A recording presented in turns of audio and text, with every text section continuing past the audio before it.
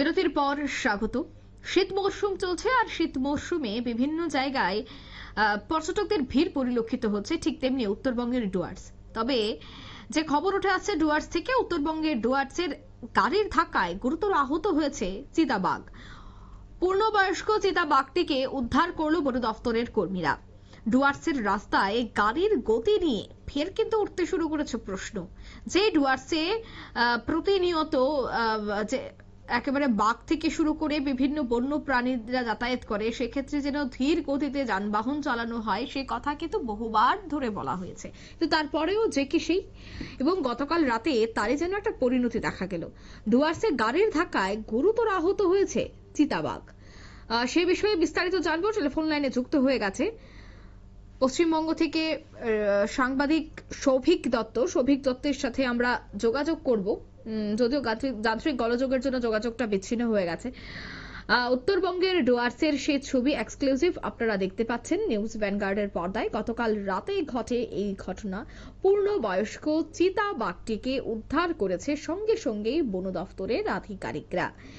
এবং বন দফতরের আধিকারিকদের মূলত বক্তব্য হচ্ছে যে গাড়ির ধাক্কায় এই দুর্ঘটনাটি ঘটেছে। আর এই দুর্ঘটনাকে কেন্দ্র করে কিন্তু রীতিমতো চাঞ্চল্য ছড়িয়ে পড়েছে। পূর্ণবয়স্ক এই বাঘ, আর এই বাঘটিকে সঙ্গে সঙ্গেই কিন্তু উদ্ধার করা হয়েছে। চিকিৎসা চলছে, চিকিৎসা করছেন চিকিৎসকরা। তবে সে বিষয়ে আরো বিস্তারিত জানবো, টেলিফোন লাইনে যুক্ত হয়ে গেছে এক্সিকিউটিভ এডিটর নীল বণিক। নীল, ডুয়ার্সে এক গাড়ির ধাক্কায় গুরুতর আহত হয়েছে চিতাবাঘ, তার চিকিৎসাও চলছে, ঠিক এখনো পর্যন্ত কি জানতে পারছো? দেখো, এর আগের মাসে আমরা দেখেছিলাম যে ডুয়ার্সে গাড়ির গতি সাধারণত 40 কিলোমিটারের নিচে বেঁধে দেওয়া হয়। সেই ডুয়ার্সে কিন্তু প্রশাসনের বা পুলিশের তোমার হচ্ছে নাকা চেকিং এবং পুলিশের নজরদারি এড়িয়ে ডুয়ার্সে তোমার হচ্ছে গাড়ির গতি বাড়াচ্ছে, এবং তার ফলশ্রুতি গত মাসে আমরা দেখেছিলাম যে গাড়ির ধাক্কায় একটি পূর্ণবয়স্ক চিতাবাঘের কিন্তু মৃত্যু হয়েছিল। আবারও সেই ছবি গতকাল রাতে ফিরেছে। গাড়ির ধাক্কায় রাস্তায় লুটিয়ে পড়লো একটি চিতাবাঘ। গুরুতর জখম বাঘটিকে চিকিৎসার জন্য পাঠানো হলো উত্তরবঙ্গের শিলিগুড়িতে অবস্থিত বেঙ্গল সাফারি। মূলত উত্তরবঙ্গের উত্তরবঙ্গ থেকে একেবারে যত হাতি এবং উত্তরবঙ্গের লেপার্ড, হরিণ, সমস্ত পশুর চিকিৎসা কিন্তু সেখানেই, বন্যপ্রাণের চিকিৎসা কিন্তু এই বেঙ্গল সাফারিতেই করা হয়ে থাকে। ঘটনাটি যেটা ঘটেছে যে ফাঁসিদেওয়া ব্লকের ঘোষপুকুর রেঞ্জ এলাকায় জাতীয় সড়কে এই রাত নাগাদ একটি পূর্ণবয়স্ক চিতাবাঘকে একটি গাড়ি সজোরে ধাক্কা মারে। গাড়ির ধাক্কায় গুরুতর জখম হয়ে পড়ে। গাড়িতে সজোরে ধাক্কা খেয়ে রাস্তায় লুটিয়ে পড়ে চিতাবাঘটি। তারপরে জাতীয় সড়কের উপর কাতরাতে শুরু করে ওই পূর্ণবয়স্ক চিতাবাঘটি। সাথে সাথে যারা পথচারীরা তারা খবর দেন ঘোষপুকুর বন বিভাগের কর্মীদের। দ্রুত বন বিভাগের কর্মীরা তোমার হচ্ছে চলে আসেন এবং বাঘটিকে রেস্কিউ করে নেন এবং সেটাকে বেঙ্গল সাফারিতে পাঠানো হয় তোমার হচ্ছে চিকিৎসার জন্য। উল্লেখযোগ্য, রাস্তা পারাপারের সময় চিতাবাঘের মৃত্যু এবং হরিণের মৃত্যু প্রায়শই কিন্তু এই ডুয়ার্সে হচ্ছে। তারপরও কিভাবে একের পর এক এই যে চিতাবাঘের মৃত্যু ঘটছে তা নিয়ে কিন্তু ইতিমধ্যেই যারা পরিবেশ কর্মীরা এবং যারা পশুপ্রেমীরা কিন্তু প্রশ্ন তুলতে শুরু করেছে। কয়েক মাস আগেই আমরা দেখেছিলাম কমলা চা বাগান সংলগ্ন জাতীয় সড়কে গাড়ির ধাক্কায় মৃত্যু হয়েছিল একটি চিতাবাঘের। 6 ডিসেম্বর ঘোষপুকুর ফুলবাড়ি 27 নম্বর জাতীয় সড়কে বাকুই লাইন এলাকায় গাড়ির ধাক্কায় মৃত্যু হয়েছিল আরো একটি পূর্ণবয়স্ক চিতাবাঘের। ফের গতকাল দুর্ঘটনার কবলে পড়ল ডুয়ার্সের আরো একটা চিতাবাঘ। এদিন ঘটনার খবর পেয়ে ঘটনাস্থলে পৌঁছে বাগডোগরা থানার পুলিশ, বাগডোগরার বন বিভাগের কর্মীরা এবং এলিফ্যান্ট স্কোয়াডের কর্মীরা তারাও কিন্তু ঘটনাস্থলে পৌঁছায়। বিগত 2-3 বছর আগে প্রত্যেক দিনই একটা চেনা ছবি ছিল যে উত্তরবঙ্গে শিলিগুড়ি পার করলেই একেবারে ডুয়ার্সের ভিতর থেকে কোচবিহার পর্যন্ত যে রেল লাইন আছে সেখানে মাঝে মধ্যেই ট্রেনের ধাক্কায় কিন্তু হাতি প্রাণ হারাতো।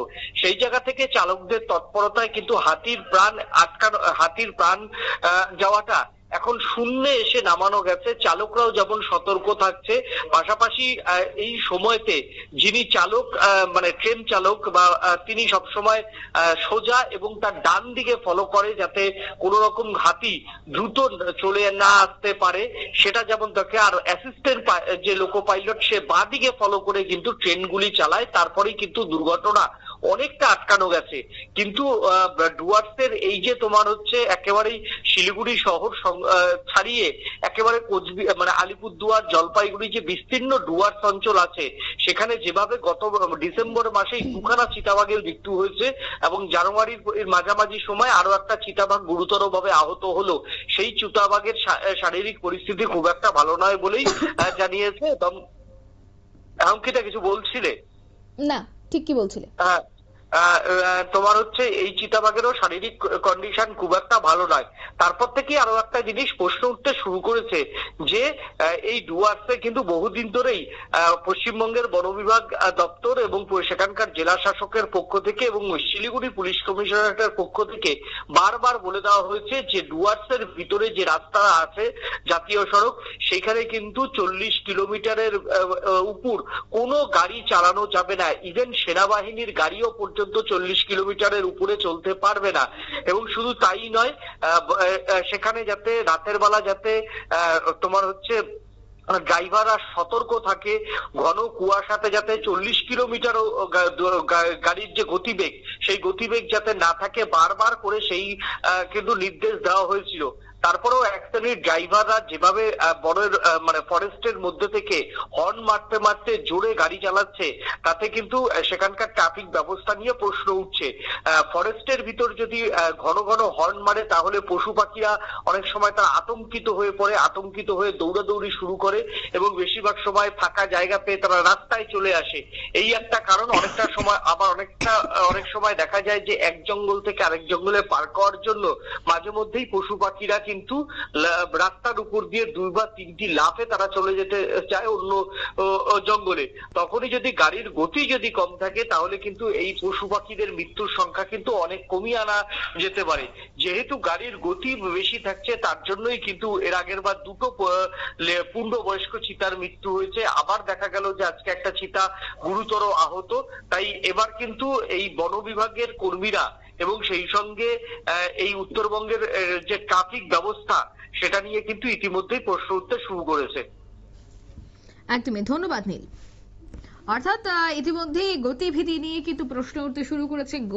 গতিবিধি নিয়ন্ত্রণ করতে হবে এবং গতিবিধি যদি নিয়ন্ত্রণ না হয়, তবে এই ধরনের দুর্ঘটনা যে আগামী দিনেও ঘটবে এবং তাতে যে বহু এরকম ভাবে বন্যপ্রাণীর মৃত্যু হবে, সেই কথাই কিন্তু আশঙ্কা করা হচ্ছে। তবে কবে ফিরবে হুঁশ, কবে ফিরবে জ্ঞান এবং কবে সতর্ক হবে সাধারণ মানুষ, প্রশ্ন লক্ষ টাকা নিয়ে নিচ্ছে এই মুহূর্তে ছোট্ট একটি বিজ্ঞাপন বিরতি। সঙ্গে থাকুন।